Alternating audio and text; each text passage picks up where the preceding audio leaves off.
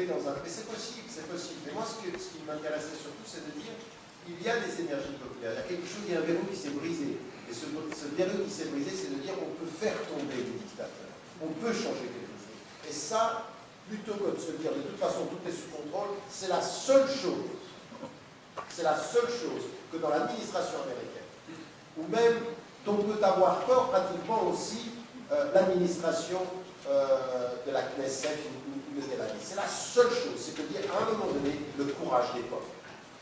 Le courage des peuples, c'est-à-dire la capacité de se dire on ne va pas lâcher, on va se lever, et puis on peut y arriver.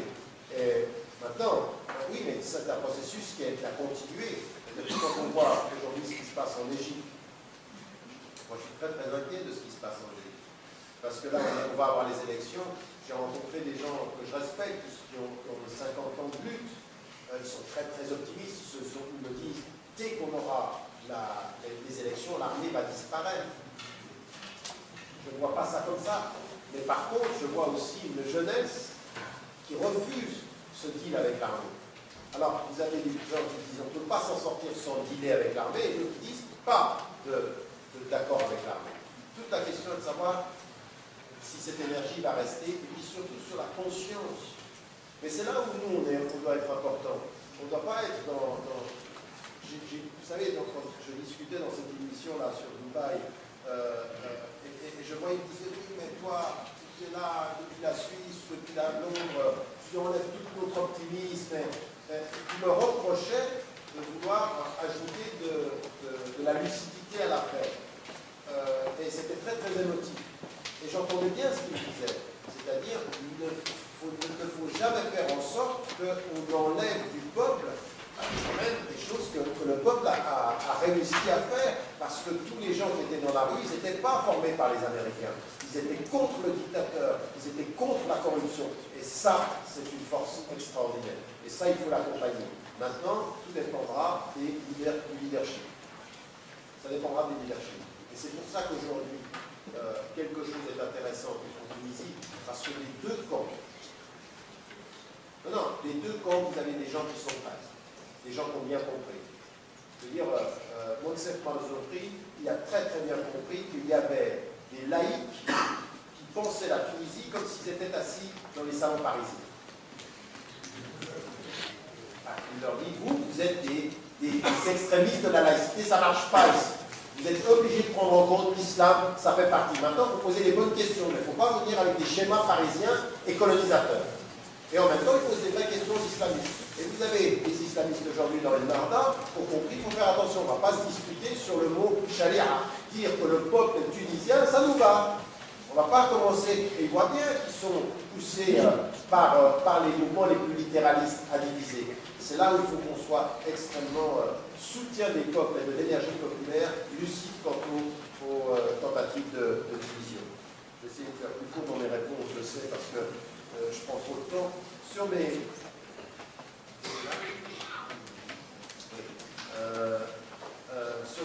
contradictions. Alors, je ne vois pas ce que vous avez dit comme un élément de contradiction dans mon analyse. Mais je vais essayer de vous expliquer comment je me situe fondamentalement. Je ne suis absolument pas naïf et inconscient des enjeux de la relation américaine ou européenne, ou russe d'ailleurs, ou chinoise dans la région. Que si la Russie et la Chine soutiennent le gouvernement aujourd'hui, et puis que si maintenant les Américains et les Européens ont changé, c'est que la donne a aussi changé en Syrie. Alors, premier des éléments, je prends longtemps pour l'expliquer dans le texte. La Syrie, c'est une situation extrêmement complexe. Parce que ce que vous avez dit, c'est vrai. C'est-à-dire que la Syrie, du point de vue du régime, s'est positionnée contre les États-Unis, plutôt pour les Palestiniens, et du côté en même temps de la relation avec l'Iran. Ça, c'est vrai. Il se trouve que, ou en opposition à Israël, de façon claire sur le plan verbal, il se trouve qu'il y a deux choses. La première des choses, c'est je ne me situe pas sur le plan politique par rapport aux ennemis de mes ennemis. C'est-à-dire que je ne vais pas supposer que l'ennemi de mon ennemi, ou mon ennemi, son ennemi va devenir mon ami. Vous m'avez suivi? C'est-à-dire que si je suis s'opposer à la politique américaine et que la politique américaine a pour ennemi la Syrie, ça veut dire que le régime syrien est mon ami par opposition. Pourquoi? Parce que je veux définir une éthique en politique. Et que quand j'étais ici, il faut savoir une chose, c'est que moi je n'ai pas pu aller en Syrie pendant des années, ça venait de des prises de position ici à l'époque où j'écrivais dans le courrier et j'avais pris position contre le régime du père. Et que vous aviez quelqu'un qui était en exil ici et qui s'appelle Refat, qui est le frère, qui est un assassin. Cet homme-là est un assassin. C'est un homme qui a été le maître de la stratégie qui a consisté à éliminer de 15 à 24 000, on ne sait pas exactement le chiffre, personnes armées. C'est lui. Il était présent à Genève, il était en exil. Et que moi, ma position, cet homme-là, Hafez el-Assad, son frère et aujourd'hui son fils sont des dictateurs. Donc moi, je ne me situe pas pour savoir s'ils sont les ennemis des Américains pour dire ça va devenir mon ami. C'est un dictateur, il faut qu'il parte. Vous avez parlé de l'unité des Arabes. Non, mais laissez-moi finir. C'est le premier principe. Le premier principe, c'est de m'opposer aux dictateurs. Je me moque de leurs amis, je me moque de leurs ennemis. Je veux aujourd'hui qu'il y ait un vrai changement dans toutes les pétromonarchies, au premier rang desquelles l'Arabie Saoudite, parce que ce sont des régimes qui, sur le fond et sur le principe, je ne peux pas les accepter.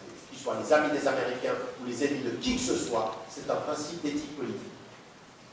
C'est-à-dire où on est pour un processus de démocratisation pour tous, où on n'est pas. Donc mon premier élément qui va justifier mon soutien à l'opposition, c'est celui-ci. C'est la même chose en Libye.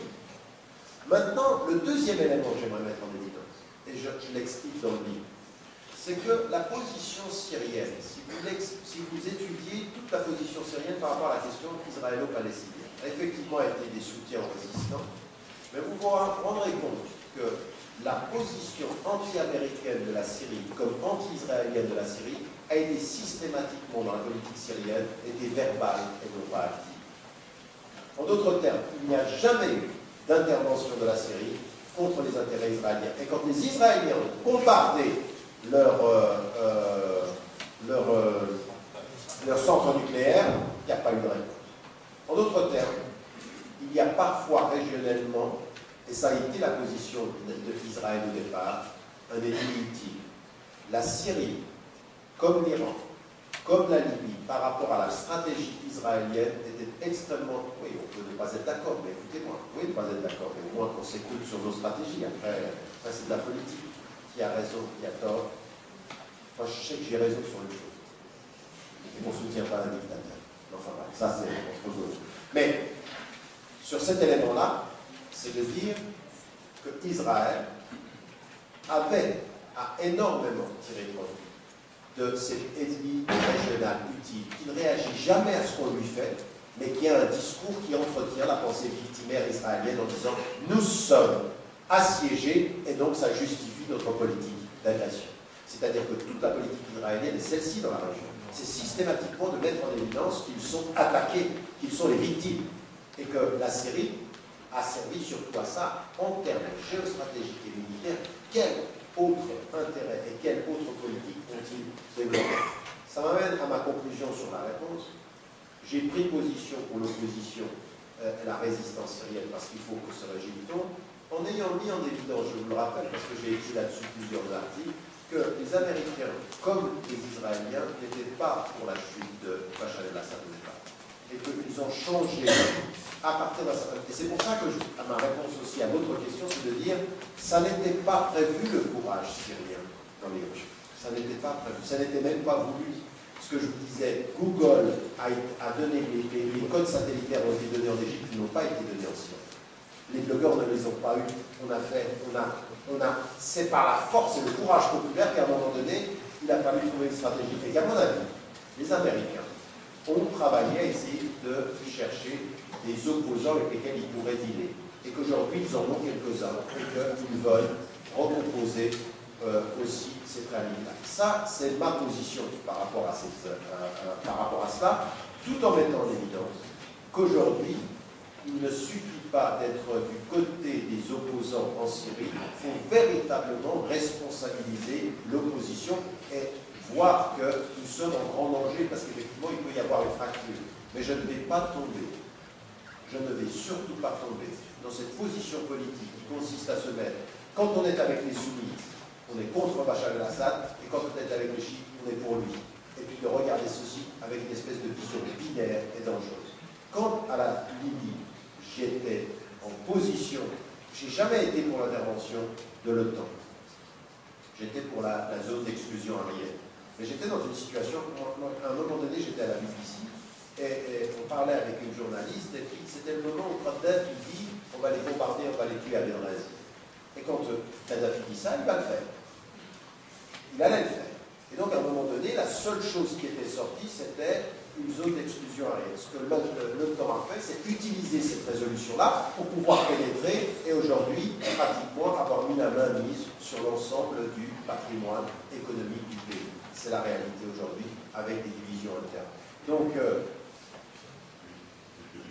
être du côté de ceux qui résistent au dictateur Kadhafi, tout en reconnaissant Kadhafi sur le plan africain, sur 4 chantiers, il était celui qui posait le plus grande difficulté à la stratégie israélienne.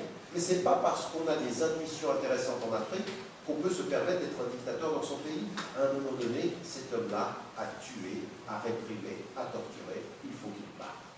Maintenant, la façon dont il est parti, ceux qui aujourd'hui sont le Conseil national de transition, vis-à-vis de Bernard-Henri Lévy, la présence aujourd'hui des forces américaines, le retour de celui qui était au Tchad, qui a passé 20 ans aux États-Unis et qui revient maintenant comme opposant libyen et qui va avoir un rôle, évidemment que ça c'est des inquiétudes. Mais on ne peut pas, pour gérer ces inquiétudes, mettre en cause des principes fondateurs que l'engagement politique. C'est tout ce que je veux dire. Je ne voyais pas de contradiction à ça.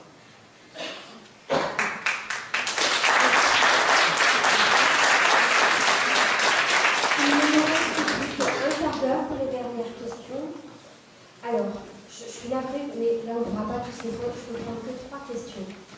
Donc il y avait monsieur qui avait demandé la parole tout à l'heure. Je suis vraiment gênée parce que vous levez tous la main alors que vous n'avez pas vu tout à l'heure. Bonsoir. Je me présente, Arsène Gachi. J'avais une question. En fait, si je peux un peu plonger, ma question est la suivante. Que pensez-vous du fait de mélanger, est-ce que vous approuvez le fait de mélanger la politique et la religion? Je pose cette question car je suis originaire du Kosovo. Et ma question est, parce que la situation de la Palestine avec Israël, qui a une force politique plus grande que la Palestine, est un peu la même que le Kosovo qui a eu avec la Serbie, qui avait une plus grosse force politique que le Kosovo. Mais notre guerre, c'est faire au nom pour la liberté et la légitimité des Albanais sur nos terres, pas au nom de la religion. Et moi, suite justement au printemps arabe et puis à la Syrie, ce que je vois à la télé, c'est plus une guerre qui est au nom de l'islam. Et pourquoi pas au nom de la liberté de la personne, quoi, comme pour la liberté des Palestiniens. Voilà, merci. Je vais pouvoir prendre 2 autres questions. Je vous prie, s'il vous plaît, d'être le plus bref possible et le plus concis. Et de rester, bien sûr, concentré sur le sujet. J'ai monsieur tout en haut. Et puis. Bien, merci pour votre conférence et vos éclairages. Je voulais revenir sur la Turquie, introduire peut-être une nuance. Vous avez parlé de visitation des Turcs. Je pense que c'est peut-être au fond une bonne chose, parce qu'ils ont appris de la leçon donnée aux Irakiens. Un peuple, pour qu'il puisse se libérer, a besoin d'une forme de ses élites, et d'un mouvement citoyen très fort, d'une force économique et politique. On peut gloser longuement sur l'Irak, mais une chose est sûre, c'est que les Irakiens étaient extrêmement bien formés. Il y avait une force intellectuelle. Donc on les a détruits à partir de cette force intellectuelle. Quand on sait que la CIA avait une liste de 2000 savants, y compris, on parle beaucoup du nucléaire, mais aussi dans d'autres domaines, des sciences humaines et autres, et que c'était indiscutable. Il y avait deux choix. Soit travailler comme les Allemands l'ont fait, les nazis avec les Américains, soit être assassinés. Donc les Turcs, je pense là-dessus, ils sont en train d'éviter le piège pour ne pas être neutralisés. Excusez-moi de vous couper, allez à l'essentiel. Donc l'essentiel pour moi, la Turquie peut-être c'est une bonne chose, parce que autour on essaie de faire le grand Israël intelligemment. La deuxième question que je voulais poser est le rôle des peuples. On a vu des peuples se soulever et tout en maîtrisant leur révolution, que ce soit au Maroc ou en Algérie.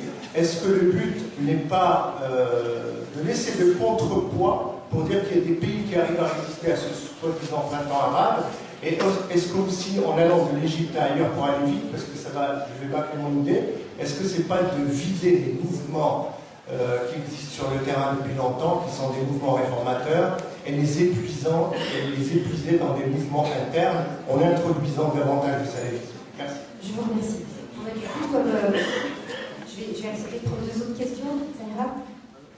Mais par contre, il faut qu'une main se baisse. Donc il y a... Ah, alors, monsieur... Bonsoir, monsieur Lamton. Alors d'abord monsieur qui est en bas et après vous, d'accord? Voilà, on a beaucoup parlé de la puissance du lobby juif et du gouvernement juif sur l'Amérique. Notamment cet après-midi, quand vous avez dit que Sharon avait dit que le gouvernement israélien contrôlait la politique extérieure des États-Unis. Par contre, Noam Chomsky a une vision différente. Sur un point, il dit que l'Amérique contrôle Israël et que c'est la clé, justement, pour que Israël arrête son oppression contre le peuple palestinien. Il se base sur une chose, en disant qu'Israël demande depuis des années une attaque militaire contre l'Iran, et il y a eu toujours, depuis le gouvernement Bush, un refus strict de la part des États-Unis.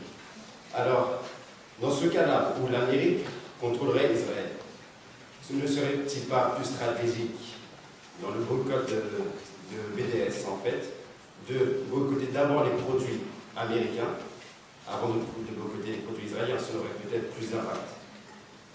Je voulais savoir votre position là-dessus. Je vous remercie. Une dernière question, monsieur. Oui, vous m'entendez? Cher professeur, j'aimerais vous interroger sur vos nouvelles lésions dangereuses que vous entretenez. Vous avez récemment sur Al Jazeera, devant un parterre de serpillères et de mondanités dont la botoxée Sheikh Hamza, inauguré un centre de recherche islamique au Qatar. Qatar qui est synonyme aujourd'hui avec USA et Israël. Dois-je rappeler que cette entité est un montage britannique qui date de 71. Il suffit de visiter le Qatar pour se rendre compte que ça ne peut pas être une terre d'islam. Le Qatar est un supermarché, une base américaine. Et j'aimerais savoir pourquoi vous avez choisi cette entité. D'ailleurs, c'est le seul cas de double discours que j'ai vu chez vous, sans double audition. Vous avez en même temps critiqué l'argent des pétromonarchies, mais ici, vous mangez quelque part dans leur monde. Quel est le double discours? De critiquer à la fois l'argent de ceux qui reçoivent de l'argent des pétromonarchies et faire payer votre centre par l'émir du Qatar. Je vais répondre à ça.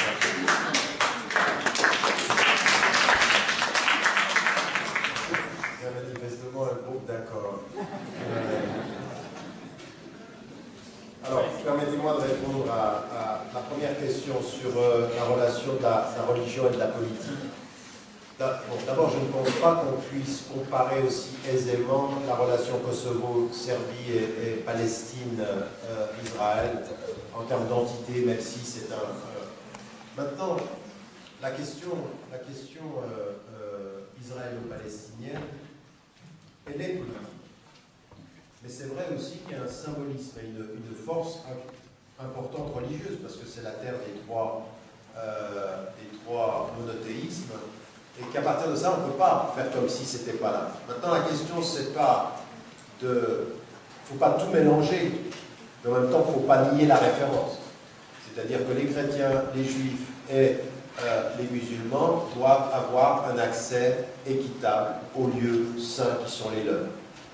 Mais à côté de ceci, dire qu'on veut un État, moi je suis pour l'État binational, je suis pour un État où ils ont tous les mêmes droits, où ils ont tous la même citoyenneté et qu'on ouvre ceci, parce que ça montre bien qui utilise ou instrumentalise le religieux, eh bien, de ce point de vue-là, je pense qu'il faut mettre en évidence une position de principe religieuse, c'est-à-dire l'égalité d'accès, et ensuite il faut traiter la question politique.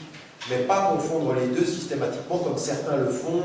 Là, on est en train de parler d'oppression, on est en train de parler d'injustice, de discrimination, de déni de droit, et c'est là-dessus qu'il faut le mettre en évidence. Donc, éviter la religiosité unique de la question et éviter la caractéristique humanitaire du soutien, c'est-à-dire le poser en termes politiques.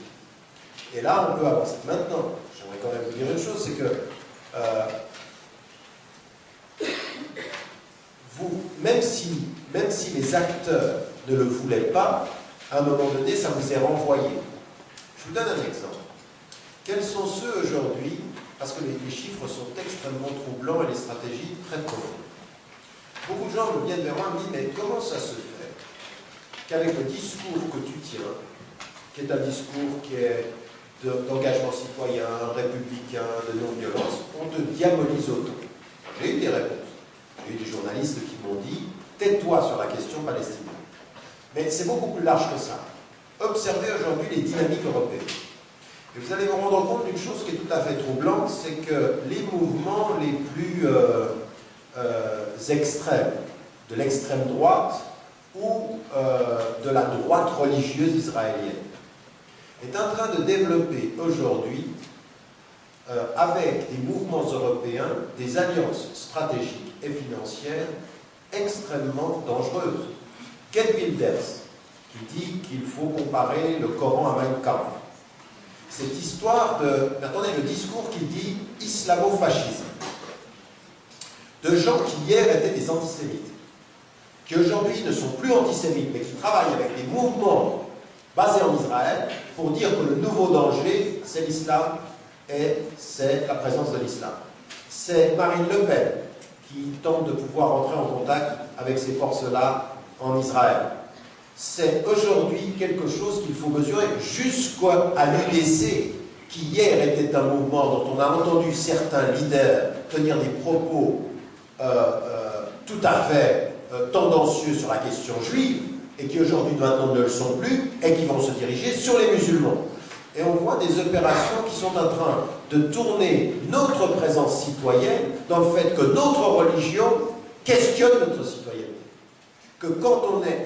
Après, vous pouvez dire, mais moi je ne parle pas de religion, je peux parler de ce que je disais par exemple par rapport à ce qui s'est passé avec Mera en France, que Mohamed Merah qui va tuer, qui devient un djihadiste, et là de ce point de vue-là, il faut dire et redire et répéter que d'un point de vue islamique, il faut condamner ceci, mais de dire, mais regardez la France, ce qu'elle est en train de faire de ses enfants, c'est pas un enfant algérien, c'est un Français qui vient de la cité française et qui va tomber dans quelque chose que l'on condamne, mais on condamne les causes qui amènent les gens à tomber là-dedans. C'est-à-dire qu'à un moment donné, il veut rentrer il veut aller à l'école, il échoue, il fait des vols, il veut rentrer dans l'armée française, il n'y entre pas, et que quand vous entendez ça, sa psychologue, quand vous entendez son... Et là, vous parlez d'une situation sociale et politique, et on vous islamise la question. On vous la rend islamique. Et donc, à un moment donné, il faut se rendre compte de la perversité du débat. Raison pour laquelle je dis beaucoup aux citoyens, faites attention, ne répondez pas forcément aux questions religieuses qu'on vous pose. Questionnez les questions. Questionnez la façon dont on vous pose la question. Questionnez le fait que, par exemple, systématiquement, on vous dise, vous êtes pro-palestinien parce que vous êtes arabe ou que vous êtes musulman. Je dis, mais non.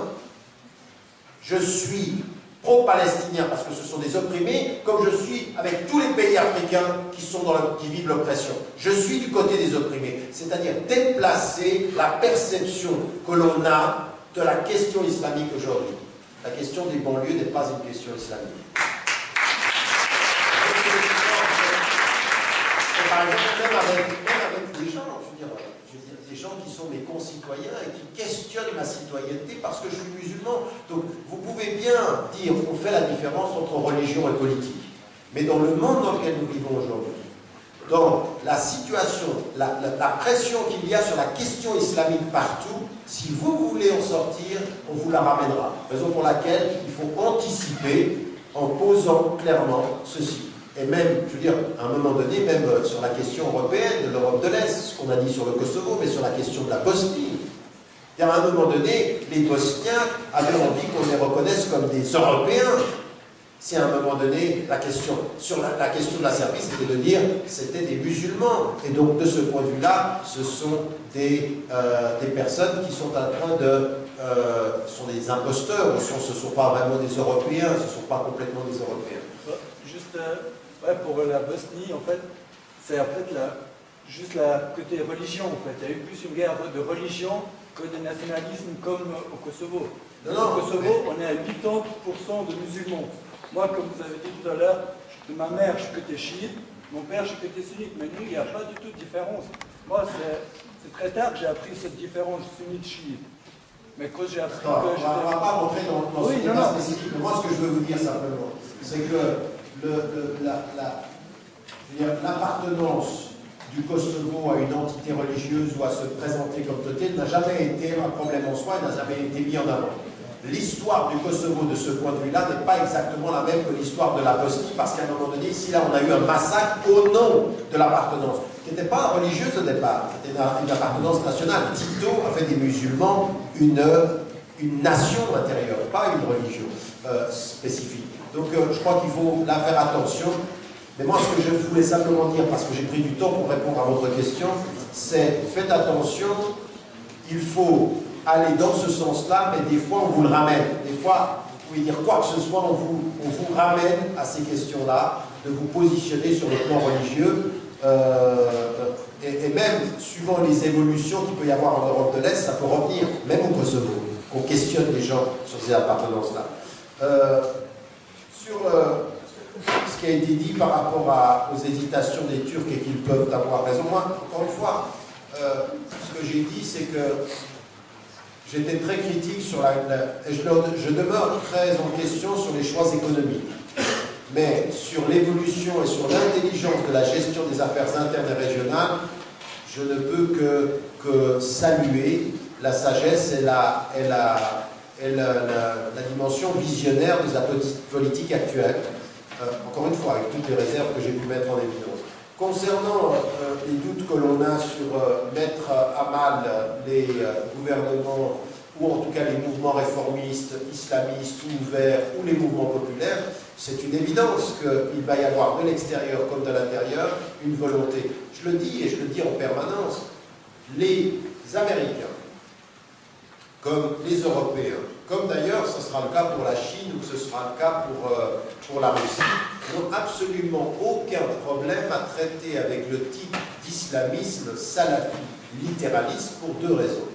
Parce que d'une part, ils vont s'occuper uniquement du caractère très strict de la pratique, et ils vont absolument avoir aucune limite sur les questions de politique économique. C'est-à-dire qu'aujourd'hui, l'Arabie Saoudite est un pays qui applique la charia sur ce qui concerne les peines et les châtiments, mais absolument pas sur ce qui concerne il le dit, hein, c'est ce que dit l'Arabie Saoudite, donc après on peut questionner la légitimité même de l'usage de ce terme, mais ils disent appliquer la charia pour tout ce qui concerne punir la petite contrebande, mais ils ne l'appliquent pas pour tout ce qui concerne la grande contrebande et le système économique. Ils ne l'appliquent pas. Donc c'est un pays complètement occidental dans le sens qui participe de l'économie occidentale dominante. Et on participe avec eux et on collabore avec eux. Les États-Unis n'ont aucun problème avec ça.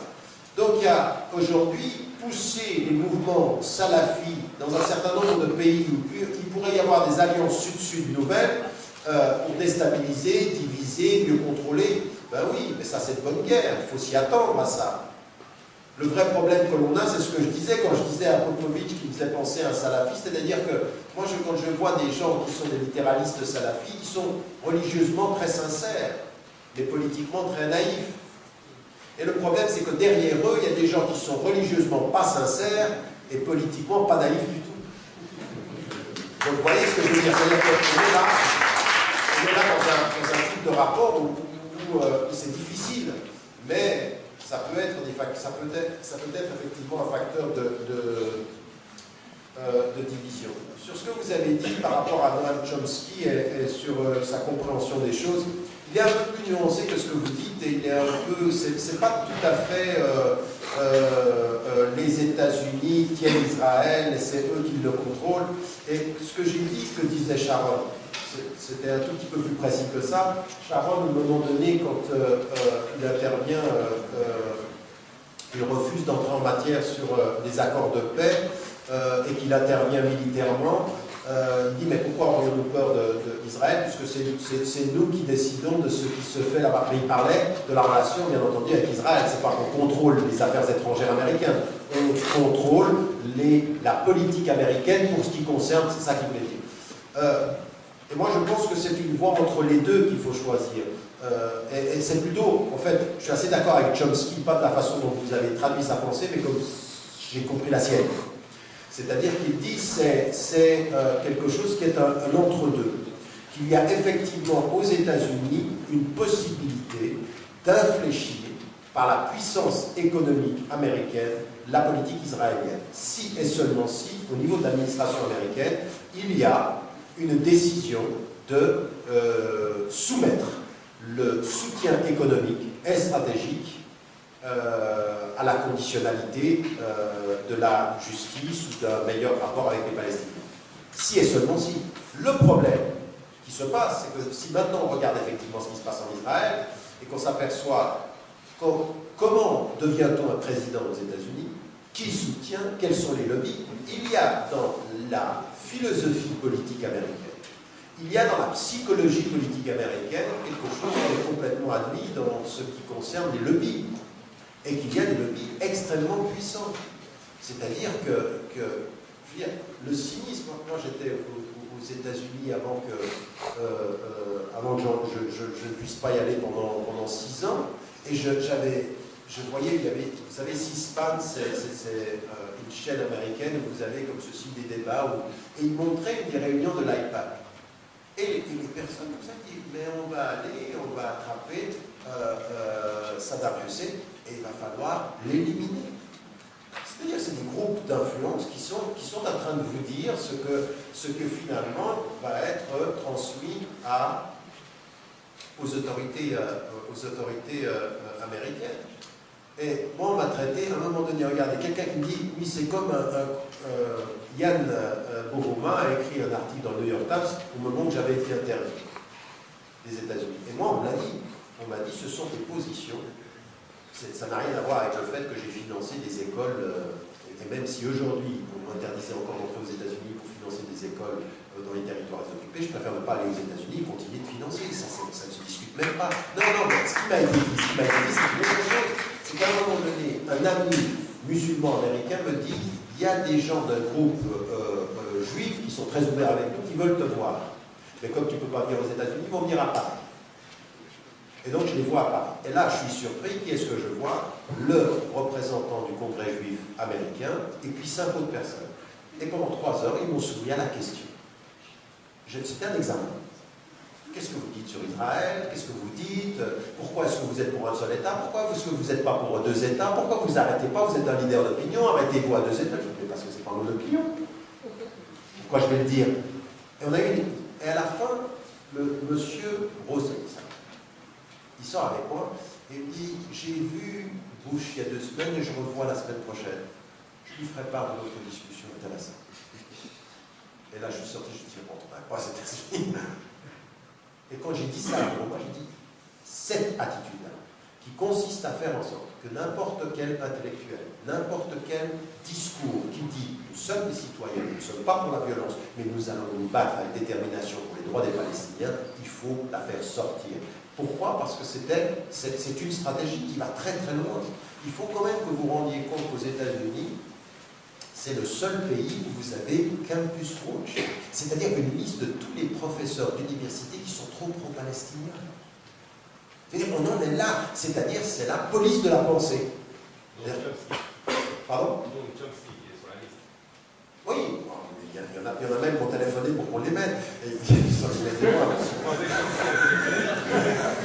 Non, mais simplement pour vous dire, Simplement pour vous dire qu'à partir d'un certain moment, c'est pas blanc ou noir, c'est pas l'un ou l'autre. Ça va dans les deux sens. Mais le pouvoir du lobby pro-sioniste aux États-Unis est très très puissant. Et puis, je veux dire, observez les faits. Ne nous mentons pas. 72 résolutions des Nations Unies que l'Israël ne respecte jamais. Et à aucun moment, quand il y a eu vote, il y a eu l'acceptation de l'administration américaine de s'en prendre à Israël. C'est un veto systématique. Voilà, c'est tout. C'est-à-dire qu'à partir d'un certain moment, qui décide? Et là, je peux bien rêver de temps en temps avec Noam Chomsky que si seulement l'administration américaine changeait, les intérêts sont beaucoup trop importants. Et puis, je vais vous dire une chose, qui est l'une des plus grandes prisons de l'administration américaine aujourd'hui et des gouvernements. C'est leur temps politique. C'est qu'en fait, en 4 ans, vous ne pouvez rien faire. Chaque fois que vous êtes dans une situation où vous pourriez vous libérer de prendre une décision, ben c'est bientôt fini. Et que si vous êtes trop palestinien dans les 4 premières années, il n'y en aura pas d'autres. Et que si vous revenez, c'est qu'on est sûr du fait que vous ne serez pas assez, ou que vous n'êtes pas. Donc on est dans un temps politique qui ne permet absolument pas, je veux dire, moi c'est ce que je dis, les premiers signes qu'on verra de ce que Obama est potentiellement possible de faire, c'est pas avant sa réélection. Bon, les autres sont tellement dans la division qui sera peut-être réélue, mais d'ici là, je ne vois pas grand-chose apparaître. Et ça m'amène à la dernière... Ah oui, excusez-moi, sur BDS. Non, je pense que... Bon, moi je suis pour le boycott des produits des deux. Mais excusez-moi, juste pour BDS, le boycott, c'est pour tous les produits qui viennent d'Israël ou pour les produits qui viennent des territoires occupés? Non, la position c'était tout ce qui est produit par les colonies et tout ce qui est produit dans, c'est-à-dire qui va justifier la colonisation. Mais il y en a qui vont plus loin, il y en a qui vont pour le boycott de tout produit israélien. D'accord? Maintenant, moi c'est ma position, à partir d'un certain moment c'est un État et une logique. C'est pas simplement les produits qui viennent des territoires, c'est tous ces produits-là, c'est envoyer un message, vous allez devoir payer économiquement si vous ne changez pas de politique. Maintenant, ça, c'est par rapport au pays. On voit que ça a un impact. C'est-à-dire que même du point de vue du boycott académique, on a vu des réactions en disant c'est un scandale, la liberté d'expression. Je veux dire, à partir d'un certain moment, ça a un impact. Et ça a un impact, il faut aussi travailler sur le symbole. À un moment donné, quand il y a eu le salon du livre à Turin, et puis qu'on m'a appelé, et puis il y a tout. Je veux dire, c'était une position qui était toutes les organisations pro-palestiniennes ont dit on n'y va pas. On boycotte parce que c'était Israël l'invité. Et donc, moi j'ai soutenu le fait de ne pas y aller. En France, ils ont dit non, il ne faut pas ne pas y aller, il faut y aller et à l'intérieur faire une manifestation. J'ai aussi soutenu ça, parce que c'était les positions de tous les mouvements palestiniens ensemble, ou pro-palestiniens ensemble. Et puis à un moment donné, vous avez le président italien qui est obligé d'aller ouvrir le salon du livre pour montrer, pour manifester. Puis on nous dit, après on nous dit, ah mais c'est culturel. Le président est venu culturellement. Là, nous, c'est très important que dans ces luttes-là, on puisse exposer les contradictions. Et il y a du symbole là-dedans, évidemment, mais il faut qu'on travaille sur le symbole. J'aimerais quand même que je le dise, parce que je l'ai répété cet après-midi, mais c'est très très important. En 67, 73%, 73% des Européens sont pro-israéliens. On est aujourd'hui à 65 à 67% les chiffres de pro-palestiniens aujourd'hui. Les Européens sont majoritairement pro-palestiniens. Maintenant, c'est à nous de faire ce travail, c'est à nous de continuer. Et là, le boycott, c'est de la non-violence. Et puis bon, après, tout boycotter qui est produit par l'État, ça me paraît être une attitude de bonne santé intellectuelle et physique. Et puis, de temps en temps, quelques produits américains, c'est pas mal non plus.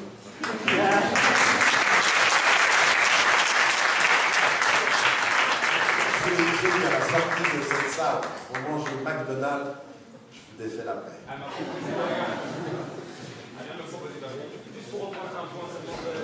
Ça va pas être possible. Ça va pas être possible. Ça va pas être possible, je suis désolé, parce qu'après, il faut absolument que je réponde à cette question. 5 minutes. Alors, sur la question du Qatar, premier élément, ce serait bien que, je ne sais pas si vous avez lu mon ouvrage et vous avez lu ce que j'y dis, mais quelles sont mes positions par rapport à ça. Première des choses, par rapport à toutes les pétromonarchies, ma position est la même, et même par rapport au Qatar. C'est-à-dire que je suis pour des processus de démocratisation et d'ouverture. Je suis prof à l'université d'Oxford et on a un accord avec le Qatar où je suis prof invité, dans un régime, dans une université. Dans cette université, moi, il y a une seule condition. Une seule condition qui est effectivement celle de pouvoir, et là, pendant cette dernière année, j'ai enseigné la société civile, la démocratie et la justice sociale d'un point de vue islamique. Et donc, moi, c'est ce que j'enseigne, et ce que j'enseigne de ce point de vue-là, la condition pour moi, elle est claire, c'est qu'il n'y ait aucune interférence sur le plan de mon discours académique. Deuxième des choses, le centre que j'ai mis en évidence, que j'ai créé là-bas, parce que, pour donner les conditions, moi je travaille avec des gens qui ont une vision, une philosophie de mon travail. C'est basé, en fait, c'est la traduction de la réforme radicale en termes concrets. Mais ma position, elle a été extrêmement claire, c'est une indépendance financière et idéologique et philosophique absolue, qui m'amène à dire, si vous écoutiez, parce que là c'est aussi très important d'entendre ce que je dis par ailleurs, que dans toutes mes prises de position politiques, je n'ai absolument aucune limite dans la critique. Je critique ce gouvernement de la même façon, mais même avant. Mais même avant, mes critiques, par exemple, je suis allé chez le directeur d'Al Jazeera pour lui dire combien je ne faisais pas confiance à cette chaîne, combien j'avais de vrais doutes. J'ai écrit sur les attitudes du gouvernement du Qatar, qui est le plus grand, je veux dire, la base de l'invasion, oui, et de la guerre contre l'Irak, la deuxième, elle était basée au Qatar, qu'il y a tout un mouvement là-bas, qui est un mouvement aussi de relations extrêmement étroites avec le sionisme, et avec les Américains, et avec les Français. Ah ben ça, je peux vous dire que j'en sais quelque chose de la relation entre le Qatar et la France. Je le sais très précisément. À partir d'un certain moment, ma position politique, elle reste la même, elle est extrêmement claire. Ce que j'ai dit par rapport à la Syrie, je le dis. On ne peut pas exporter la démocratie et de ne pas faire un travail à l'intérieur de réforme. Je l'ai dit et je le répète. Deuxième des éléments, les relations avec les Américains, la relation avec la politique d'Al Jazeera, la question aujourd'hui, par exemple, l'article que j'ai écrit la semaine dernière sur l'équation salafi, où je mets en évidence que ce sont des organisations qataries qui financent les salafis.